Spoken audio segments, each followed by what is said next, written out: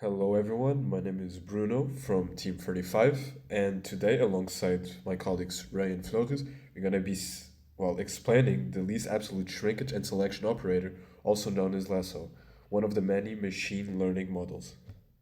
But before we go more in depth into LASSO, we have to briefly talk about the standard linear regression, the model that tries to minimize the errors between predictions and the actual outcomes. The problem with standard regression is that it uses every single variable given in a dataset. And there's variables that are significant, but there's also variables that are insignificant. So, how do we use a model that only takes into account the significant variables and leaves out the irrelevant ones?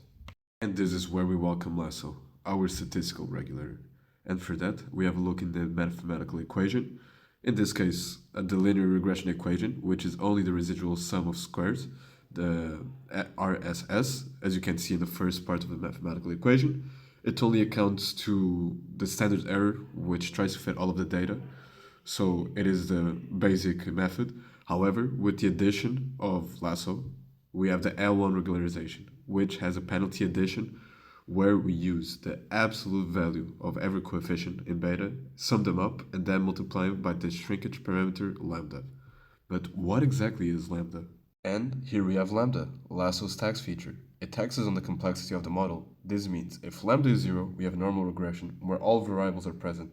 However, as soon as lambda starts to go up, coefficients go down and irrelevant variables start to get pushed out. This is what we see in graph number 1 to our left. In graph number 2 to our right, we see that Lasso restricts the model to this diamond shape because it calculates absolute values, which create sharp, pointy corners, such as a diamond. As the red error rings expand, they are statistically forced to hit a corner first, rather than a flat side. Hitting a corner on the axis means the coordinate is 0, so Lasso mathematically forces a coefficient to 0, instantly deleting the variable, making our estimates more accurate. Now, before I give the spotlight to my colleague Ray, I'm gonna just say briefly what LASSO leads to. It leads to the prevention of overfitting, it handles multicollinearity much better, and only selects variables that are relevant to our estimations. So we should use lasso when we have high dimensional data. For example, when we have more predictors than the number of observations. So amongst these predictors that we have, we want to select the most important ones that actually influence our targets. And this is done by feature selection. And lasso also works when these variables are highly correlated to each other. So it can also solve the multi-collinearity issue. And it's also really useful when we want to present our results to stakeholders because the output is very interpretable since it only picks out the key factors. An example of application of LASSO is research in 2009. Researchers analyzed breast cancer data with over 20,000 genes from 300 patients. The question was, which genes actually predict cancer? Using LASSO, they reduced variable size down to just 39 key genes that truly mattered, achieving 91% prediction accuracy. This identified biomarkers now used in clinical practices. This same approach is used across industries, namely real estate, finance, marketing, and scientific settings. Lasso becomes useful whenever you have many variables but need to identify the few that truly drive outcome.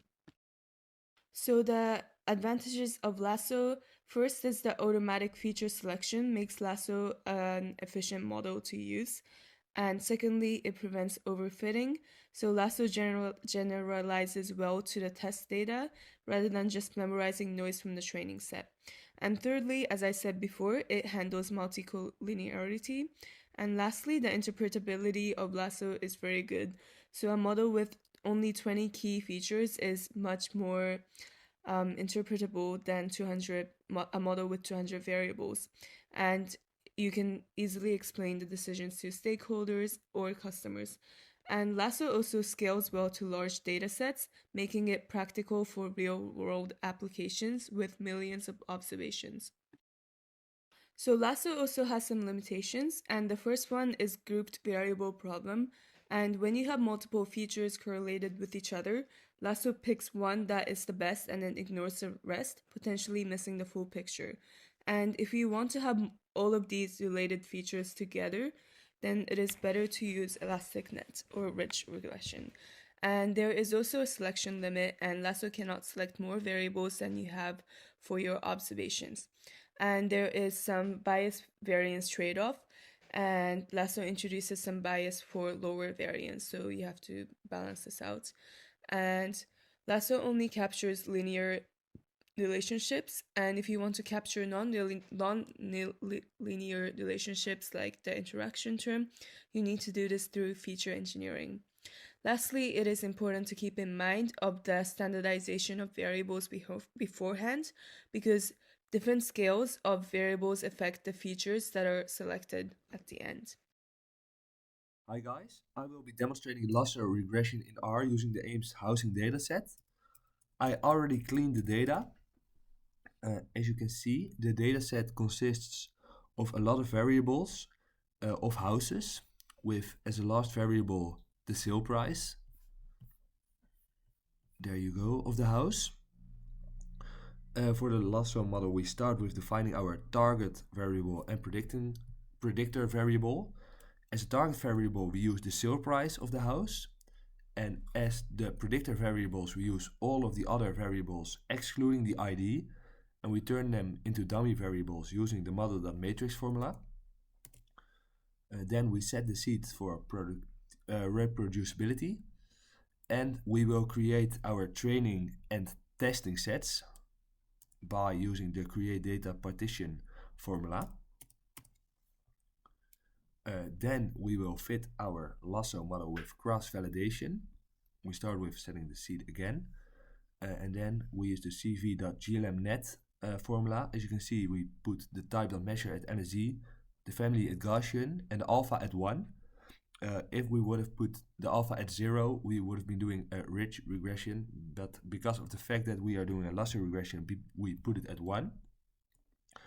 Then if we take a look at the best lambda of this cv underscore lasso, we see that this is 235.06. And if we convert our coefficients to a matrix, a standard matrix, we can see all of the coefficients. As you can see, a lot of the variables are 0, and that's exactly what the lasso regression does. It filters out the variables, and the coefficients of the variables are down to 0 for the variables that are not necessary for the prediction of the sale price. So we filter out the 0 coefficients, and we are left with these variables and coefficients. We started with an initial 259 variables, of course, because of the large amount of dummy variables. And after the lasso regression, we are left with only 57 variables. And if we try to make predictions on the test set now, after we trained the regression, the lasso regression on the training set, we see that the root mean squared error is approximately 30,000, which means that for every prediction we are approximately $30,000 off of the real sale price. And if we plot these actual versus predicted sale prices in a plot with a line, we can see that almost all of the values are quite good predicted, except for some outliers at the top right, the bottom right. Most of the predictions were quite good in comparison to the actual sale price, and that is what you want the lasso regression to do out of a lot of variables. You try to filter out the variables that weren't necessary for your model, and that is what I showed you guys.